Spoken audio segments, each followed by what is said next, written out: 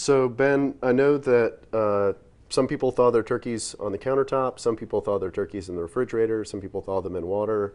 What makes the most sense? What's the safest way to thaw your turkey for Thanksgiving? Yeah, and that's such a good question, and it's hard to answer because each of them has risks that are associated with them.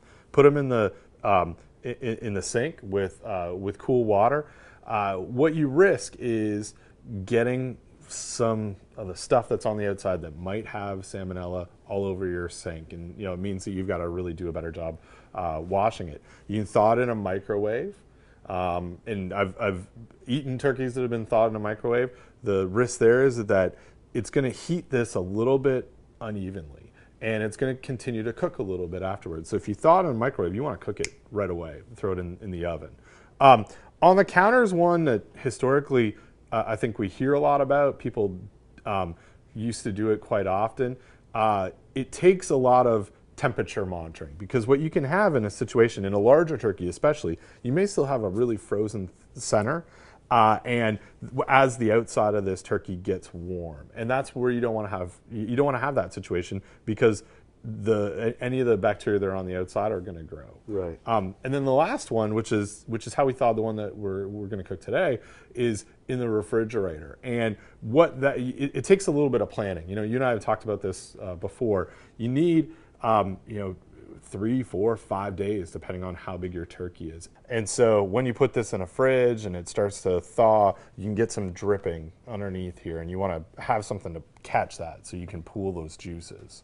Really, what matters the most is that the turkey itself doesn't go above 41 degrees Fahrenheit for more than 4 hours. The biggest thing when it comes to thawing is having the inside and the outside of the turkey thaw at pretty much the same rate, because you don't want to let bacteria grow on the outside while the inside is still very cold. And that's going to happen if they're not at the same rate. So when we open up a turkey, I know that a lot of juices come out and tend to go all over the place. What's the best way for us to handle that? And is it important that we handle that a specific way? It's really important that we handle it. We want to make sure we're not spreading that bacteria juice all over the kitchen.